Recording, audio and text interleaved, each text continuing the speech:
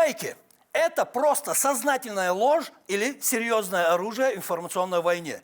Как бороться с фейками и как отличить ложь от правды? Вот об этом сегодня и постараемся поговорить. Ассаламу алейкум. Добрый вечер, дорогие друзья. Это программа «Актуальная тема» на телеканале «Войнах». И директор ЧГТРК «Грозный», кавалер ордена Кадырова Чингиз Ахмадов.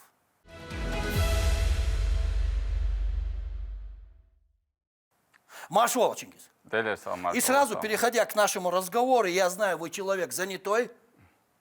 Простите, как и все мы. Как и все мы. И мой первый вопрос. Вот скажите мне, Чингиз, каждый день мы, жители России, сталкиваемся с недостоверной или, я скажу так, откровенной лживой информацией в отношении нашей страны и даже нашей республики. Думаю, что все это звенья развернутой информационной войны против нашей страны, опять подчеркиваю, и нашей республики. Или я не прав? Вы абсолютно правы, Ламел. Причем эта война, она, наверное, отсчет ее можно вести с момента объявления, скажем так, холодной войны. Просто сейчас уже времена изменились, технологии изменились, соответственно, и подходы в этой информационной войне, они меняются, становятся изощреннее. Человечество в подавляющем своем большинстве, к сожалению, уже давно потеряло свои какие-то моральные ориентиры, моральные границы, и поэтому в этом противостоянии зачастую против нас используются приемы, которые еще лет 20-30 назад были запрещены, как бы это было неэтично. Но сейчас враг не выбирает инструменты, нам надо это понимать и действовать в соответствии с этим. Действовать жестко, разумно, но и правдиво. То есть можно сказать, что нагнетание информационной борьбы с нами связано с тем, что сегодня решается вопрос будущего мироустройства? Конечно, об этом говорят. Где США уже не будут навязывать свою лживую демократию всему миру. Ну, они из последних сил, с учетом того, что все-таки Соединенные Штаты являются большой сверхдержавой с такой глобальной экономикой, со множеством военных баз, разбросанных по всему миру, конечно же, их сопротивление будет ожесточенным. Мы это сейчас наблюдаем на Ближнем Востоке, в событиях палестино-израильского конфликта, когда свои авианосцы туда подтягивают Соединенные Штаты, хотят так или иначе удержаться на Ближнем Востоке. Что мы и видим. Да, да, но пока что они терпят одно поражение за другим, как на западе нашей страны, на Украине, так и на Ближнем Востоке. И будем надеяться, что эта череда поражений, она не закончится и будет длиться ровно до того момента, когда уже они перестанут окончательно быть мировым гегемоном.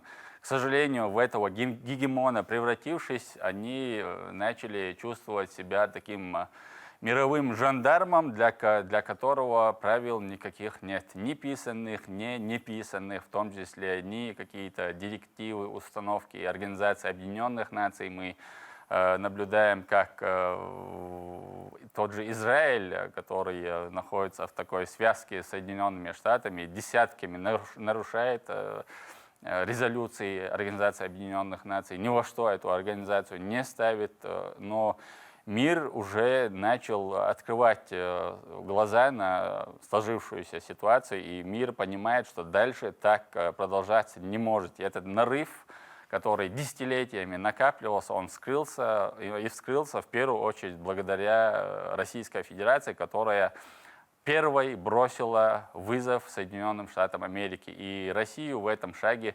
поддержали многие ведущие, как мировые державы, так и страны, которые почему-то с подачи Запада принято называть странами третьего мира. Но на протяжении всей человеческой истории Ближний Восток, несмотря на то, что сейчас, например, в экономическом плане они отстают, он всегда имел такую главенствующую роль в истории человечества. И события сегодняшние это вновь доказывают. А Россия, которая даже во времена Советского Союза поддерживала многие страны Ближнего Востока, поддерживала в том числе Ливию, когда против нее объявили войну, старалась, по крайней мере, поддерживать. Поддержала Сирию, когда с подачи из западных спецслужб там была развязана эта бойня. И сейчас мы пожинаем плоды этого, и ответное отношение, позитивное отношение мусульман Ближнего Востока к России, оно очевидно. Сюда приезжают их представители, они, выступая где-то на мировых площадках, озвучивают свою поддержку в сторону России. И такой глобальный союз России с исламским миром, он не только неизбежен, он уже начинает формироваться. Мы Мир видим уже начал очертания. сбивать спесь с Америки.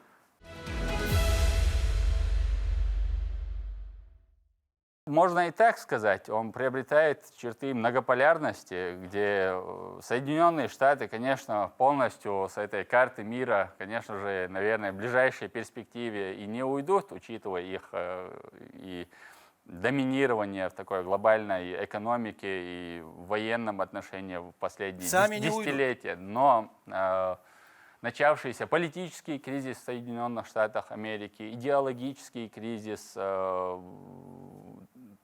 мы верим в то, что и какие-то внутренние события в Соединенных Штатах его ослабят еще больше. То есть гражданская война в Соединенных Штатах Америки, когда люди, которые хотят оставаться людьми, которые выступают против людей, провозглашающих какие-то непонятные установки о том, что там о множестве полов, там, о правах там, для разных там, сатанистов, не сатанистов, эти люди уже там слишком осмелели, они уже в политическом пространстве продвигают свои позиции, и часть населения Соединенных Штатов Америки, которая относит себя к какому-то все-таки традиционному обществу, она и внутренне этому противостоит, и в мире наблюдается тенденции к тому, что мир снова должен вернуться к многополярности, к многообразию, и в этом, я думаю, для нас мы можем видеть только позитивно. Я имею в виду для Чеченской Республики в этом много позитива, потому что те принципы, те ценности, которые сегодня на мировой площадке отстаивает Российская Федерация, это полностью совпадает с внутренним менталитетом чеченского народа, которая стремится к тому, чтобы, являясь маленьким народом, сохраниться в этом мире, сохраниться именно как чеченский народ. А Россия — это уникальная страна, на самом деле, чья политика направлена не на размывание каких-то традиционных ценностей, устоев народов, проживающих, а совсем наоборот. Если на Западе, Запад можно назвать таким котлом национальностей, где они пытаются переварить их и сделать всех мигрантов европейцами, Россия спонсирует в федеральном бюджете предусмотренные большие средства, направленные на сохранение национальных языков, национальных танцев, национальных костюмов и так далее. Это идет еще с периода Советского Союза. Чингиз, вы часто в своей работе сталкиваетесь с фейками. Вот можете назвать 3 топ-фейка, связанные со специальной военной операцией России, которые вы развенчали? Вот такой вот вопрос. Лично мы, которые развенчивали, ну, например, западная пропаганда упорно настаивала на том, что на территории Украины нет нацизма. Ну, развенчать этот миф не представляло, в принципе, никакого труда, потому что имеется множество видеозаписей, где малолетних детей, где они выкрикивают какие-то кричалки, направленные там, против русских, где в стране принимаются именно националистические законы. Например, мы провели такую работу по развенчиванию вот этого мифа об отсутствии нацизма на территории Украины. Помимо этого, украинская пропаганда, а именно Центр информационно-психологических спецопераций Украины, с самого начала специальной военной операции, не справляясь с нашими бойцами из Чеченской Республики на поле боя, они пытались бороться с ними в интернете, называя их тикток-войсками, говоря, что они уничтожили 300 бойцов из республики, 500 бойцов из Чеченской Республики, полк уничтожили. И мы каждый раз эти фейки, конечно же, опровергали и показывали. Но это сыграло с ними очень злую шутку, вот эти случаи массовой лжи, когда из раза в раз, когда они повторяются, какую-то часть аудитории они, конечно, свою обманут. Причем это в основном было направлено на свою внутреннюю аудиторию, потому что они понимали, что Россия-то в это, российское общество-то в основе своей не поверит. Но они слишком много врали, и сейчас даже, собственно, аудитория не доверяет средствам. Дофейковались, скажем Да, так. дофейковались. Есть мнение, что в последнее время резко увеличилась активность прозападных интернет-ботов, которые занимаются созданием деструктивных настроений среди жителей Северного Кавказа. С чем вы это можете связать? Почему именно сейчас это началось? После начала специальной военной операции, Ламер, по своему опыту я могу утверждать с полной уверенностью, что да, действительно у них увеличилось финансирование, потому что появились, например, что касается Чеченской Республики, буквально десятки каких-то новых телеграм-каналов, а введение даже одного телеграм-канала в месяц обходится в такую внушительную сумму. У них появилось их десятки просто. То есть они получили деньги для давления, информационного давления на Российскую Федерацию. Мы являемся очень важным регионом в нашей стране, поэтому через нас пытаются оказать давление на федеральную власть, в общем, на Российскую Федерацию. Правда, с таким очень сомнительным успехом. Они, конечно, получают деньги и, возможно, делают перед своими работодателями, спецслужбами вид, что у них что-то получается, но каждый раз, каждый их какой-то новый проект с треском проваливается. Сначала буквально в прошлом году Закаев, вот этот мошенник и проходимец, преступник, которого обязательно надо привлечь к уголовной ответственности за факты многочисленных преступлений против чеченского народа. Сначала он заявлял о создании Горской республики. То есть они ориентировались на создание республики, которая еще тогда, в ходе своего создания, она состояла из кабинета министров, который, еще по словам тогдашних политиков, умещался в одном номере гостиницы. Это было несколько проходимцев, которые себя назвали представителями Горской республики. Целое. Да, которые затем сбежали на территории Европы. То есть они нашли в нашей истории пример для подражания, то есть людей, которые были похожи на себя. Когда мы все это высмеяли, буквально спустя несколько недель Закаев начал заявлять о том, что здесь нужно установить протекторат. И он к этому, конечно же, стремится, потому что это марионетка западных спецслужб, они стремятся раздробить наше государство. Но когда мы народу показали, смотрите, в открытую этот человек, наглую, не стесняясь, говорит о том, что в Чеченскую Республику необходимо ввести натовский контингент, военный контингент, и установить здесь западную бюрократию с их западными, в кавычках, ценностями. Поднялась такая волна возмущения, в том числе и среди чеченцев, проживающих в Европе, что все это они тоже через буквально несколько недель, он прекратил об этом говорить. Сейчас он заявляет о создании какой-то конфедерации, народов Северного Кавказа. И находят каких-то людей, мигрантов, которые когда-то уехали из разных республик Северного Кавказа, и пытаются представить их представителями интересов этих народов, карачаевцев, балкарцев, адыгов, ингушей, чеченцев и так далее. То есть такие мошеннические схемы, очень похожие на такие финансовые пирамиды. То есть от этого лично Закаев, конечно, получает какие-то деньги, какую-то выгоду, а эти в итоге оказываются не у дела, эти мигранты, которых он привлек. Ну и кто тут заинтересован в создании такой информационной напряженности вокруг нашей республики? Создаются эти фейки, создаются и против Чеченской Республики. Тут возникает такой вопрос. Ламел, если говорить глобально, давайте говорить...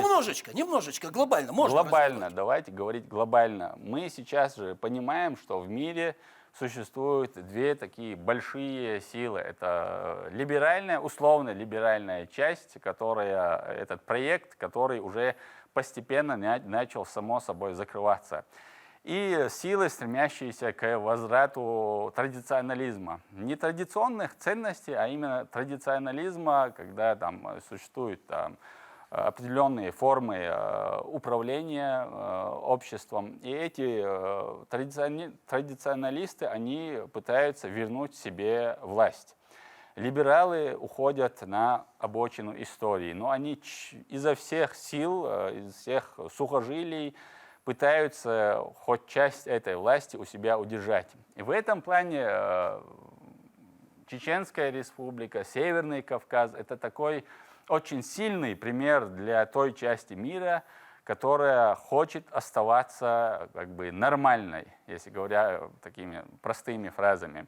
Это такой плохой пример с точки зрения западных спецслужб, работающих на продвижении именно каких-то либеральных ценностей. И, конечно же, атака на нашу республику, в этом есть своя логика, потому что наш глава республики Рамзан Ахматович открыто провозглашает, что сатанисты, что либералы в таком самом худшем понимании этого слова являются нашими открытыми врагами, которые на протяжении последних нескольких десятилетий подвергали нас такому информационному геноциду, называя нас то террористами, то пытаясь нам навешать какие-то еще ярлыки, говоря о том, что здесь какие-то совершаются многочисленные преступления, выдумывая какие-то басни. То есть несколько десятков средств массовой информации работали на создание такого негативного фона о Чеченской республике. Да, но после начала СВО эти силы тоже начали теряться, в общем. Часть из них закрылась, часть из них сбежали. Те, что оставшимися, мы с вами как бы боремся и боремся успешно. И тут возникает у меня такой вопрос, Чингиз. А что мы можем им противопоставить? Ведь отмечается везде и всюду в последнее время, что именно СМИ отвечают за правду и объективность в пространстве, которое сейчас заполнено фейками. Вы согласны с этим мнением? Как директор телерадиокомпании «Грозный».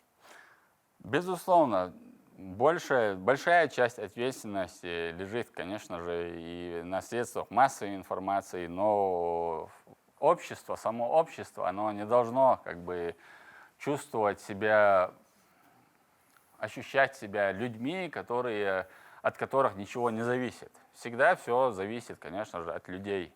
Они должны участвовать в политической жизни. Когда мы, например, глава республики призывает где-то, если брать пример с палестино-израильским конфликтом, его призыв участвовать в тахаджуд намазах из 1,5 миллиона человек, когда 150 тысяч, то есть это подавляющее большинство взрослого мужского населения участвует в мечетях, это тоже политический шаг. Когда мы собираемся на миллионный митинг протеста против карикатур на нашего пророка Мухаммада, саллаллаху алейхи вассалям, это тоже политический шаг, который прозвучал во всем мире. Мы послали сигнал о том, что здесь, на Кавказе, на южных рубежах Российской Федерации существуют народы, которые противостоят этим силам. Поэтому, да, мы должны каждый день, ежедневно работать. И мы работаем, вся наша деятельность практически направлена на то, чтобы сохранить эти традиционные устои. Это установка от нашего главы республики, и мы, в общем, в этом направлении работаем, и работаем, мне кажется, успешно. Мы можем проиграть в этой войне информационной, с фейками? Нам надо исходить из того, что нельзя недооценивать противника. Всегда есть какие-то маленькие, но и шансы в любой битве проиграть. Но если мы смотрим на эту жизнь с точки зрения авраамических религий, скажем так, то в конце концов добро в этом мире, добро должно восторжествовать, справедливость должна восторжествовать. Хорошо, перефразирую. Мы имеем право проиграть в этой войне? Если мы проиграем в этом противостоянии, то проиграет вообще все глобальное человечество, поэтому никакого права проиграть мы, конечно же, не имеем. Если лично мое мнение хотите знать, я абсолютно убежден в том, что мы одержим такую сокрушительную победу над нашими врагами в этом противостоянии.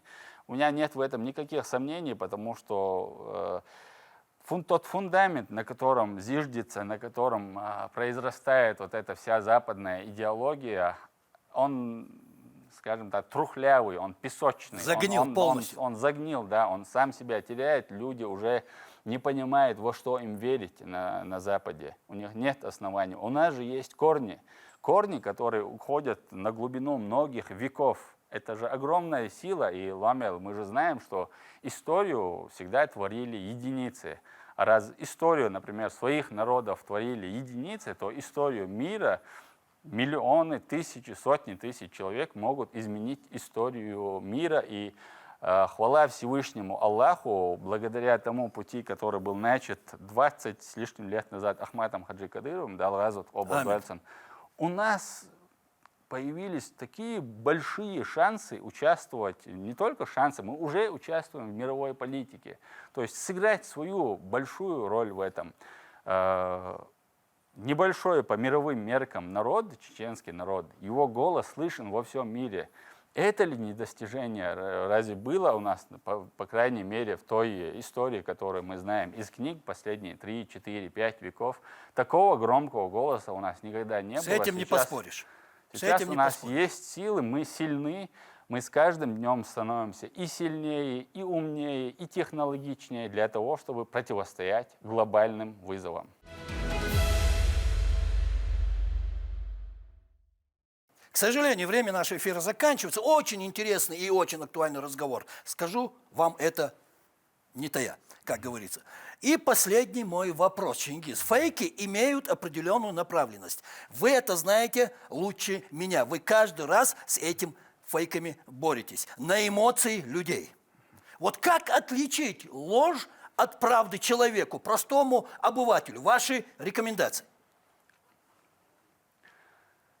Надо приложить силы, Ламел, без какого-то определенного труда отличить ложь от правды.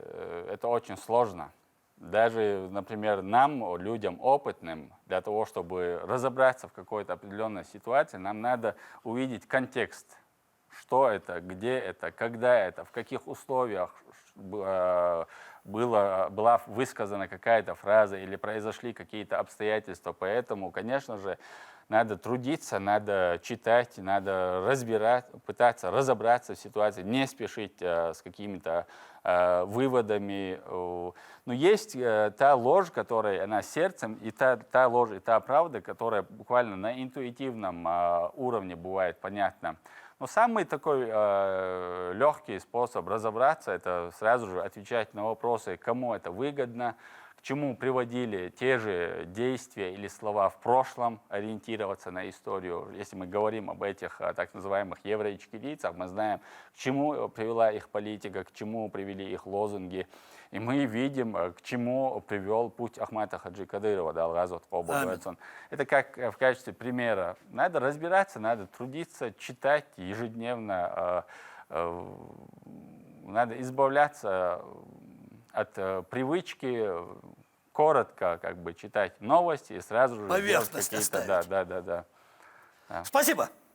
Спасибо, что пришли, ответили на наши вопросы, высказали свое мнение. Удачи. Спасибо, что позвали. Вам всегда интересно участвовать в вашей передаче. Надеюсь, это наша не последняя встреча. У меня очень много тем, на которые я хочу вас пригласить. Всегда рад. Баркалдерес. Договорились. А на сегодня это все, дорогие друзья. Это была программа «Актуальная тема» на телеканале «Войнах». И директор ЧГТРК «Грозный», кавалер ордена Кадырова Чингиз Ахмадов. И напоследок, дорогие друзья, не болейте, будьте здоровы.